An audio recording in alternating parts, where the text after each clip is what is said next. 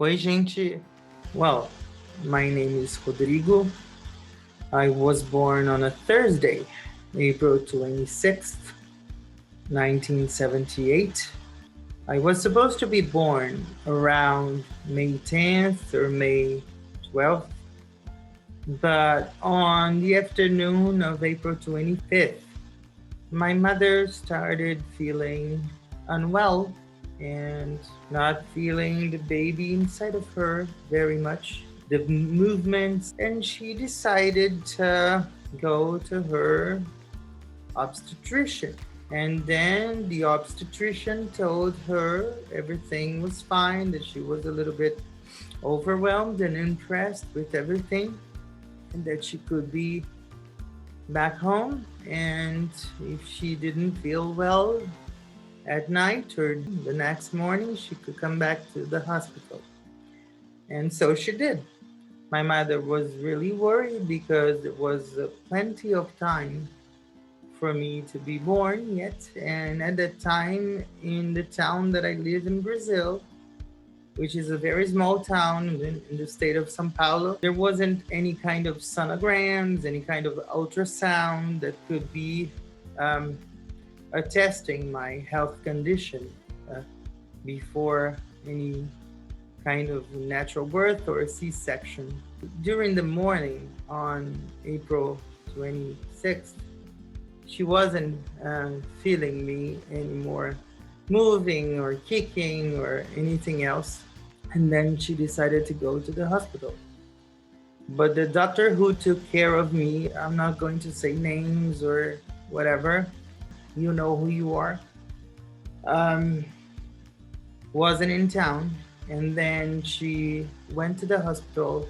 There, and back in the late 70s, there was any idea of cell phones. So there was no only landline phones where you could have any kind of connection with the doctor. But the day went on, and the doctor only arrived around 4:30 p.m. on that same day, and he did some previous examination and told my mom that that baby should be born immediately because I was already suffering from hypoxia or something like that.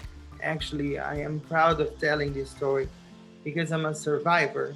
And then she went to the operating room, and the doctor needed to perform a C-section. Natural birth wouldn't work for me, and did all the procedures that were supposed to be done, but they didn't do the proper testing, and my mother really literally passed out on the table with so much pain because the anesthetic wasn't working, and they kept going desperate to save my life. And then they finished up, they took me out, but suddenly they could tell that I had the umbilical cord around my neck. They suddenly took it off very, very rapidly, and then they could tell that I didn't cry. And then I started to cry, but for 10 seconds later, I was completely purple. And there's where the story really begins. There's where my fate begins. Because there was a lack of oxygen in my brain. This lack of oxygen is called hypoxia. You can Google that later and see what hypoxia means. I wasn't completely fine.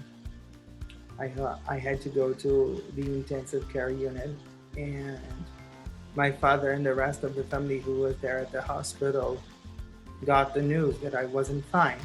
They didn't know if I would survive or if I wouldn't survive, and you know, then the situation went on. The doctor had discharged my mother from the hospital the next day, but he told my mom that I would have to be in the intensive care unit yet because I wasn't well. So I needed to. I was born with 1 kilogram and 200 grams. And then my mom said, no, I'm not going to go home without my baby. I'm going to stay here and I want to see the baby right now. At the intensive care unit, nobody thought I would survive. After 6 days in the hospital, um, the doctor discharged me and my mom to go home. So they tried to find a pediatrician who could take care of me, and this pediatrician was literally a saint. You know, he knows who he is, and he came up to my parents and told, "Okay, um, there's one ground rule for this child to survive. He can't go out of the room for a month or so, and if he gets visitation, there has to be a person to check everybody else and ask everybody not to smoke because he's very fragile, and I need to check on him every 3 times a day for a long time up until I can say that he's free or he's going to survive." And then at that time, my mother's mother, who is not here with us anymore, the unsung hero of this story, um, helped my parents, my father and my mother, to take care of me. My grandmother for me is the saint on earth, you know. So she was very caring, very loving. I miss her so much. Her name was Martha, and she, as a very dear cousin of mine, told me once, she was she used to lick my wounds when I was hurt, and that's what she literally did. I could survive after a lot of course, I'm talking to you right now, so I could survive. When I was 9 months old, I started saying my first words in Portuguese. My grandmother, Martha, was always trying to make me be verbal by singing with me, by telling me stories, and then the first signs of us that something was wrong started to appear. I was 6 months old, nothing. I didn't crawl. I had to be helped by someone. And they knew that something was wrong, and everybody said, no, it's totally normal. Children start walking at 9 months old, 1 year old. Let's wait. And then my mother said, no, something's wrong with my child. We need to see what's going on. And my father used to work at a bank. We could find a doctor, a neurologist. So they found near my town.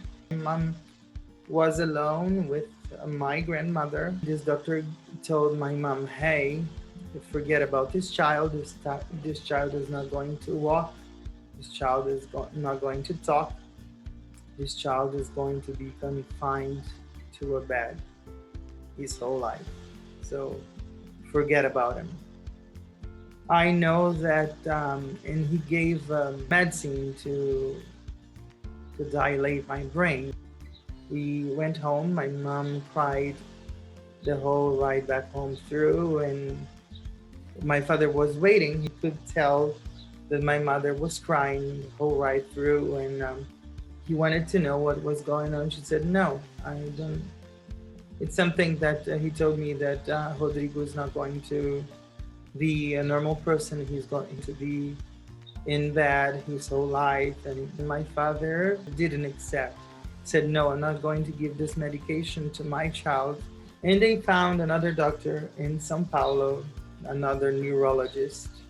And then he told my parents, I want to meet the doctor who prescribed this medicine to this child. Because he said, of course, your son has a motor coordination problem, but his brain is perfect. He's going to speak, he's going to walk, he's going to study, he's going to whatever. you know.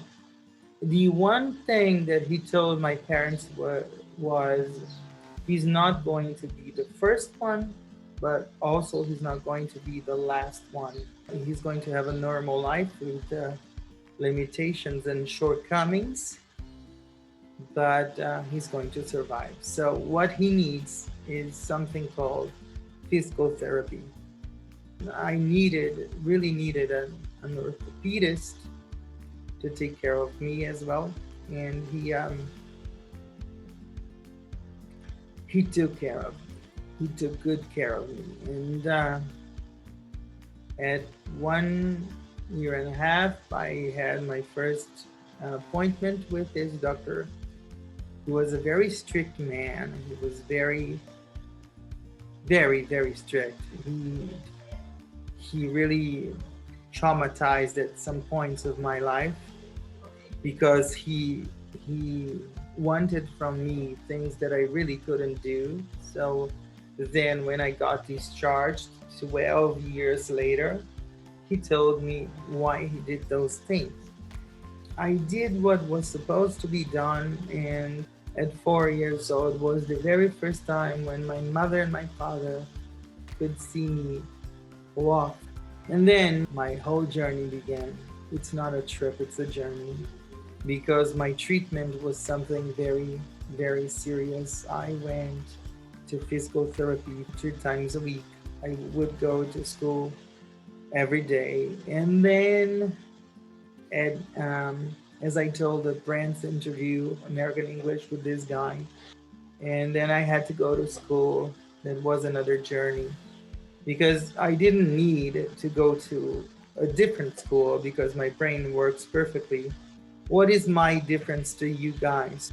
I write slower than you guys do. I if you take a test like in 50 minutes, I need 2 hours to take the same test. And also, what is lack of oxygen in my brain because that's why it's called hypoxia. So I have two lower limbs which are impaired, and one upper limb which is very impaired, which is my left arm. You can see it because I'm not walking, uh, but if you see me walking, you easily can tell that I have some kind of problem. And I have half of the balance of a, let's say, able-bodied person. So it's um, it's really hard. So I had to go to physical therapy to strengthen my muscles. So if you ask me today what my first memories are, is that I would go to physical therapy 2 times a week, and I had very lovely parents around me. My parents were always together, taking care of me, and with my grandmother together. Ah, I miss you so much, Granny. I hope you are in a very good place right now, because without you, I couldn't come any further than I am now. So all this treatment was very uh, painful because it was exhausting. I don't want anybody feeling bad about me about telling this story. I want you to understand that I have survived, you know. So, and then I went to school. I went to a public school.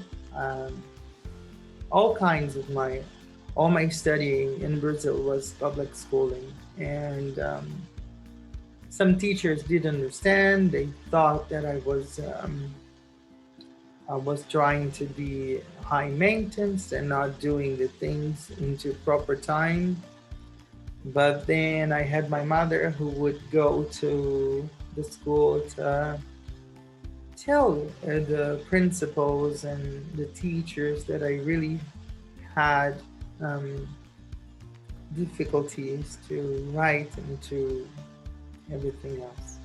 Um, so it was a long journey, and I all you can all the places that you can imagine that a child goes, and It is normal to them. It wasn't normal for me, and it was really important to me to experience the same thing they would experience. And one day, my father came into my room and told me I was sad about something, about some kind of any kind of setback that I don't remember right now to tell you guys. And he said, "Why all you have the why all you have the brains, I'll have the legs." And when I learned that phrase coming from my father's mouth, he would. I never forget that. And then I went to school. It was not easy because I was with, at that time, they would call normal children, and I was like abnormal at that time. And then there was a lot of bad things that happened to me in school. I was called names. I was called that I was a freak in terms of appearance, because some children are really mean, you know. And I would come to them and say, "Okay, I might have um, a physical condition that impairs me to do something, but I don't have this kind of cruelty that you guys have. So be careful with the words that you tell me because um, they hurt." I was very